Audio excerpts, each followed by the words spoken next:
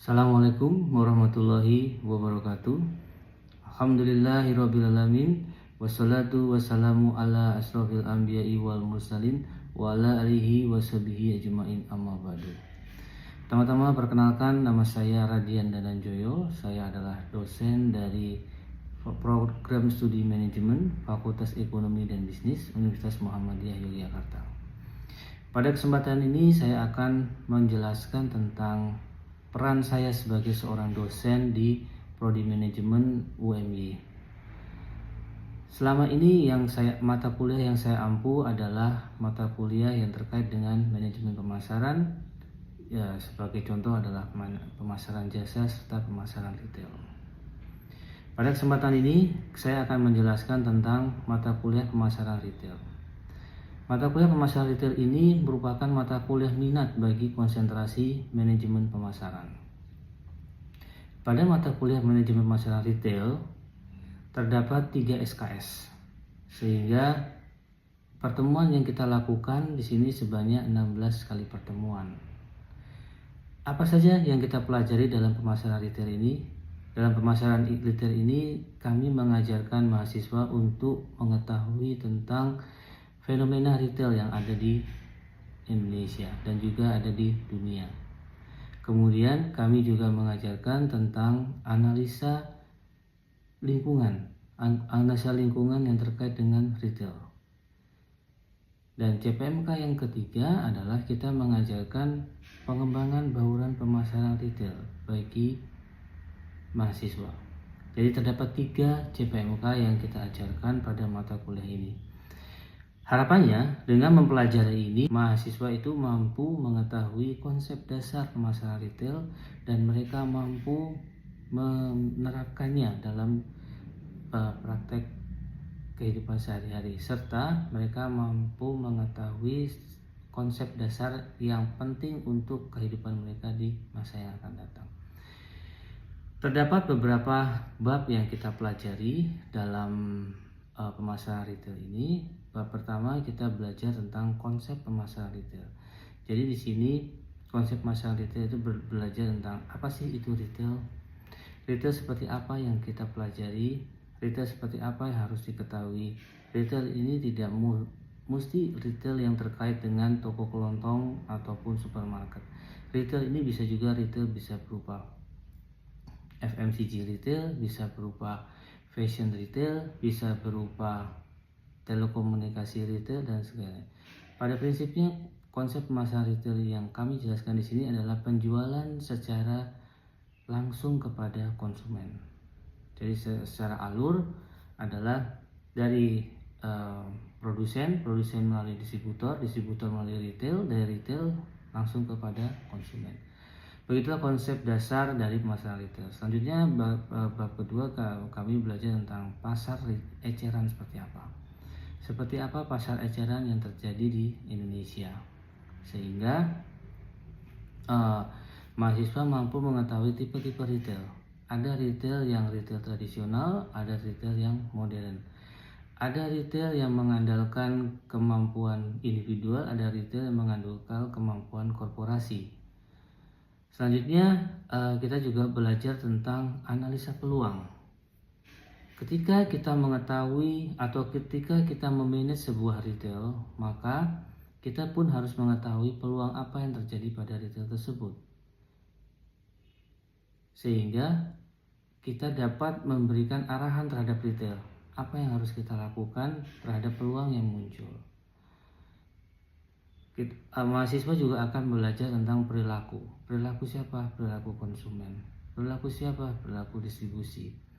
Perilaku siapa? Perilaku dari korporasi.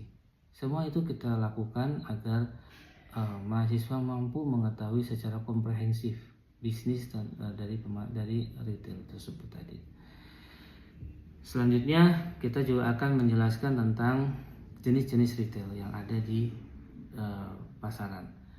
Dan kemudian kita juga menjelaskan konsep STP, yaitu segmenting, targeting, positioning. Jadi ketika kita mengelola sebuah retail, kita paham segmennya seperti apa, targetnya apa, dan positioningnya seperti apa. Itu semua kita kemas dalam proses pembelajaran kontekstual instruction yang kita lakukan. Kemudian saya melakukan kombinasi juga dengan melakukan kuis, dan kita lakukan 3 kali uji kompetensi untuk mahasiswa, untuk mengukur kemampuan mahasiswa tentang pengetahuan masalah permasalahan retail tersebut. Dan pemasaran retail juga akan bercerita atau menjelaskan tentang sistem pembelian retail seperti apa. Sistem pembelian retail dari distributor, sistem pembelian retail, pembayaran retail ke distributor, dan sistem penentuan harga. Kemudian strategi promosi. Kita juga akan menjelaskan kepada mahasiswa atmosfer retail itu seperti apa. Atmosfer retail seperti apa ini maksud di sini? Atmosfer retail di sini adalah kondisi retail yang seperti apa yang harus disiapkan oleh pemilik retail sehingga konsumen bersedia untuk masuk ke dalam retail tersebut. Semua ini kita jelaskan secara komprehensif setiap pertemuan, yaitu 1 minggu 1 kali, dan kita melakukan diskusi dengan mahasiswa, tanya jawab apakah mereka memahami konsep yang sudah disampaikan. Selanjutnya kita melakukan uji kompetensi sesuai dengan CPMK yang ada. Demikian kiranya penjelasan awal saya sebagai dosen pengampu manajemen pemasaran retail. Selanjutnya, pada video selanjutnya saya akan menayangkan cuplikan proses belajar mengajar di kelas. Oke, selamat sore. Assalamualaikum warahmatullahi wabarakatuh. Waalaikumsalam warahmatullahi wabarakatuh. Kita mulai pertemuan hari ini dengan doa sama-sama. Doa kita mulai.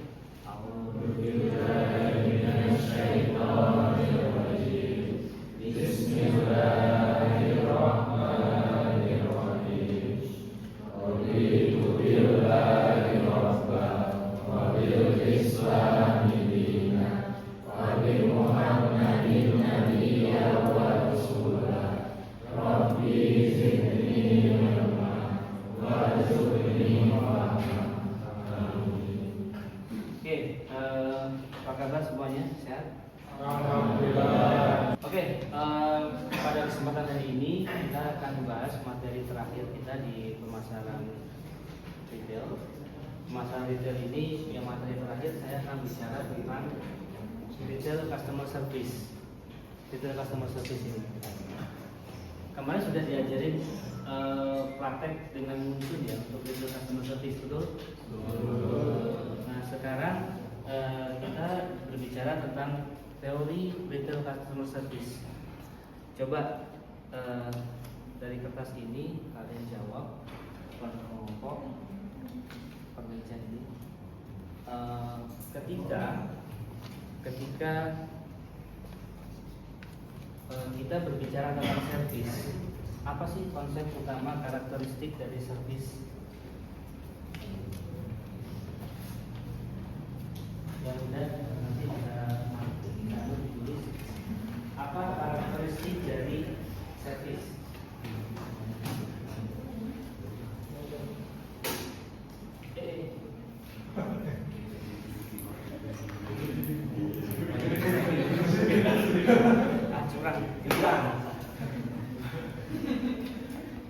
Ketahuan tadi, kelihatan soalnya.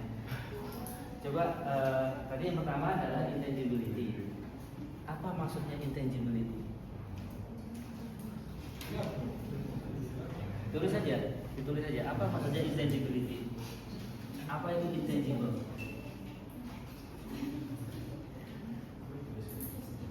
Kalian tahu intangible? Apa maksudnya intangible? Nama siapa mas?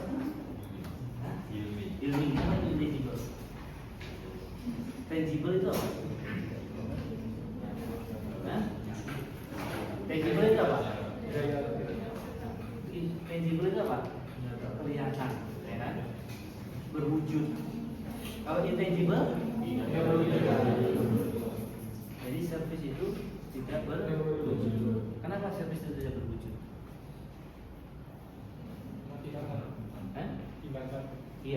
Contohnya servis itu apa? Apa lagi? Apa lagi? Setelah ketemu tidak berwujud, kemudian konsep yang kedua, karakteristik kedua itu apa? Karakteristik kedua. Karakteristik kedua, servis. Saya sudah pernah bilang. Jadi walaupun kita di retail itu juga kita punya memberikan servis nggak ke konsumen? Apa servis yang diberikan konsumen? Apa servis yang diberikan ke konsumen untuk di retail?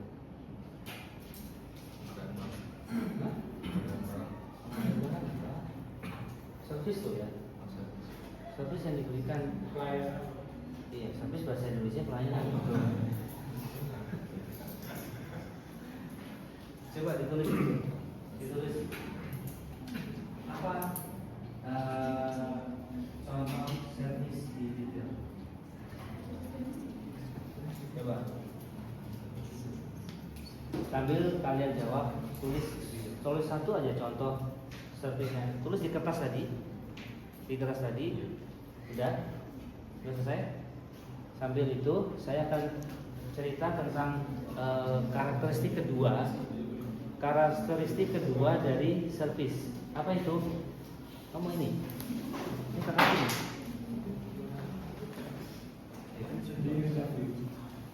Saya lagi iya. Ya, apa? Jadi karakteristik kedua dari servis apa? Proses produksi dan konsumsi servis di saat yang Contohnya apa? Dokter. Dokter. Oh. Ya kan? Ini saudara ini saya memproduksi servis ini lagi, ya kan? Dan kamu mengkonsumsi di waktu yang bersamaan. Jadi produksi dan konsumsi di saat yang bersamaan. Gitu. Nah, coba dibaca yang kamu tulis apa? Contoh servis di retail. Kenapa? Menjawab pertanyaan dari konsumen. Kenapa menjawab pertanyaan dari konsumen bisa disebut dengan servis? Untuk kalian kalau masuk ke toko itu suka bertanya nggak sama waitressnya, ya kan? Misalnya kamu ke Indomaret gitu ya, mau nanya, Mas Mbak, gula itu letaknya di mana sih? Ya kan? Suka nanya gitu kan, Mas Mbak, Indomie letaknya di mana sih? Itu kayak gitu, itu servis. Kamu jawab apa, Helmi? Apa contohnya servis di apa? Contohnya servis di retail. Untuk membantu pelanggan menyelesaikan masalah. Masalahnya apa? Masalahnya kesulitan mencari barangnya. Mbak, jawabannya apa? Kamu jawabannya apa? Iya, jawabannya apa? Tadi saya tetap sampai sini. Hah? Pembayaran, Pak. Pembayaran apa? Mungkin kita kan kalau misalnya mau bayar kan tanya dulu kan. Bisa freeze atau mungkin harus cash gitu. Otomatis kan ada feedback dari kasirnya, Pak. Jadi kan ada pemberian informasi kalau misalnya kita mau bayar pakai apa. Itu kan orang bayarnya bisa. Nah, itu salah satu contoh pembayaran tadi, solusi untuk memecahkan masalah. Ya kan? Ketika memecahkan masalah, kita mesti mau membayar itu kan juga salah satu masalah nih.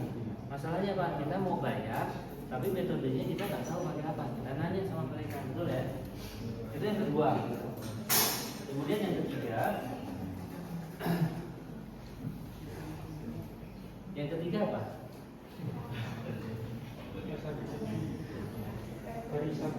Apa itu maksudnya? Tidak dapat?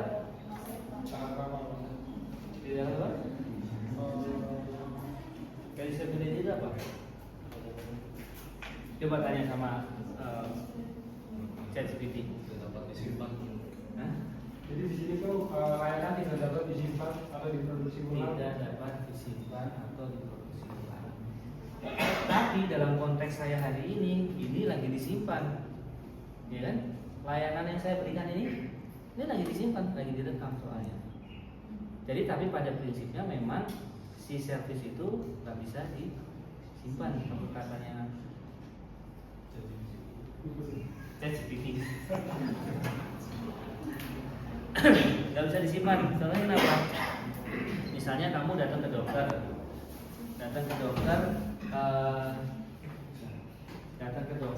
kemudian periksa kamu sakit batuk dan lain sebagainya. Boleh nggak direkam? Pada saat konsultasi sama dokter boleh nggak direkam? Bisa. Kode etiknya nggak boleh. Jadi yang dokter bilang, oh kamu sakit batuk, gejalanya apa? Gini. Nanti dia akan kasih obat. Nah itu basic dari service. Nah dalam konteks retail kemarin apa yang diajarin pada saat pakai Munsun kemarin? Servis. Iya, servis itu ngapain? Kalian itu diminta, ada orang butuh jasa kalian, ya kan? Butuh jasa kalian untuk apa? Untuk apa? Di menu yang Munsun kemarin dulu. Hah? Iya. Kenapa? Iya, jadi dia minta apa? Dia minta diperbaiki, ya kan? Minta maintenance, ya kan? Kemudian dia ada maintenance di situ. Nah, itu kan service yang kamu lakukan seperti di konteks retail seperti itu. Nah, di situ ketika kamu melakukan service kepada retail tadi, apa yang pertama kali harus dilakukan? Apa pertama kali harus dilakuin? Sebelum ramah, apa yang kita lakuin pertama kali setelah bulan? pada saat di Munsun itu kan ada menu, kamu harus bidding sama mereka kan, harus nge-bid si konsumennya kan. Itu berarti apa harus kamu sampaikan? Penawaran dulu kan, penawaran dulu harus kamu sampaikan. Kamu bisa menyelesaikan ini berapa hari, gitu kan? Ada opsinya gitu kan? Ada service maintenance di retail tersebut dalam waktu 1 hari, 2 hari, 3 hari, kan kamu bisa gitu kan? Nah, itu yang harus kita lakukan. Yang keempat itu apa? Variability. Apa maksudnya variability ini? Iya, variasi bahasa Indonesianya betul. Tapi apa maksudnya di sini? Sama kayak tadi saya ngisi skripsi, saya nanya tentang apa sih tadi? Tentang suatu metodologi, ya kan? Dia jawabnya itu bahasa Indonesianya. Padahal saya tanya adalah maknanya, apa makna dari variability tadi? Apa Helmi? Tahu? Yang kita? Ayo dong. Apa variability? Kenapa? Kualitasnya tidak konsisten. Bukan masalah tidak konsistenan, variability itu. Variability itu bukan masalah tidak kekonsistenan. Apa coba? Kita memberikan service ke orang itu kan custom, bener nggak? Custom, tahu nggak custom? Ya tergantung masalahnya, bener kan? Beda kalau kita buat ini, yaudah kita cetak sebar semua amat bentuknya. Kamu jadi dokter, ya kan? Orang datang ke kamu ada 10 orang, 10 orang itu masalahnya beda-beda, ya kan? Itu maksudnya variability. Jadi ketika kita memberikan service itu beda-beda yang kita berikan kepada konsumen. Nah, sama yang di Munsun itu juga beda-beda. Ada yang minta 5 hari, ada yang minta 3 hari, ada yang minta 7 hari selesai. Benar kan? Nah, itu kalian harus paham itu. Nah, apalagi service yang harus dilakukan pada dalam retail tadi. Variability ini kaitannya dengan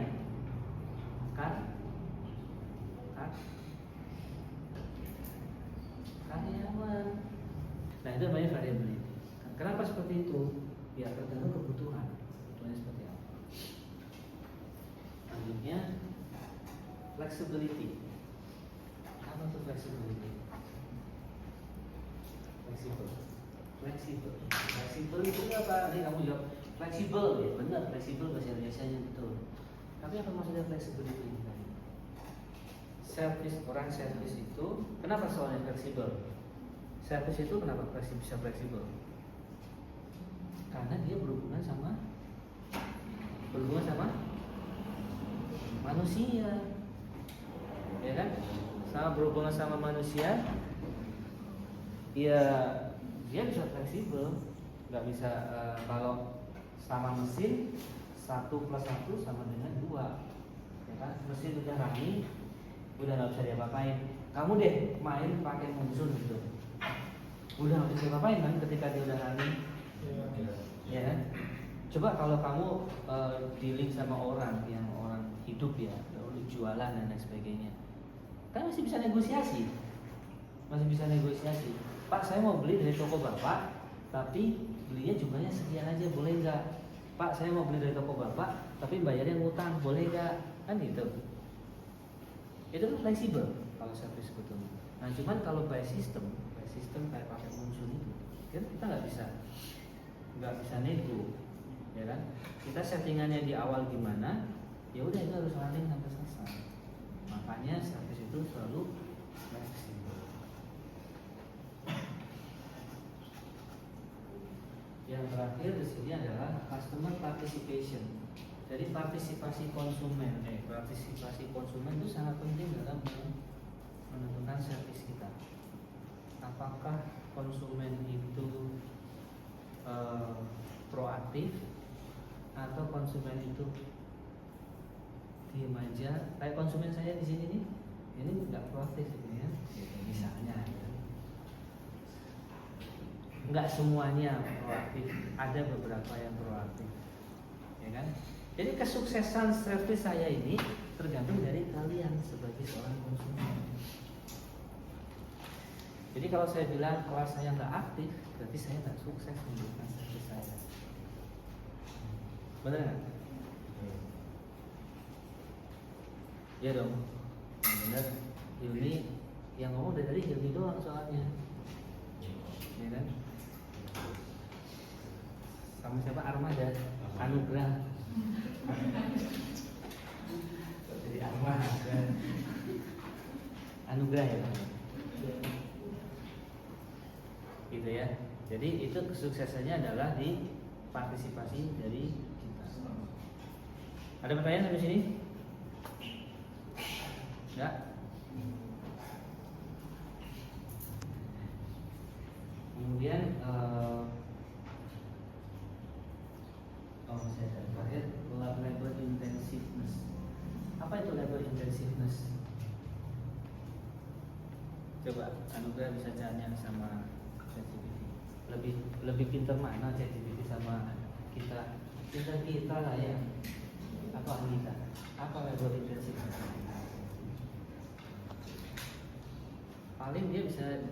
Paling dia hanya bisa jawab artinya aja, tapi maknanya dia nggak ngerti.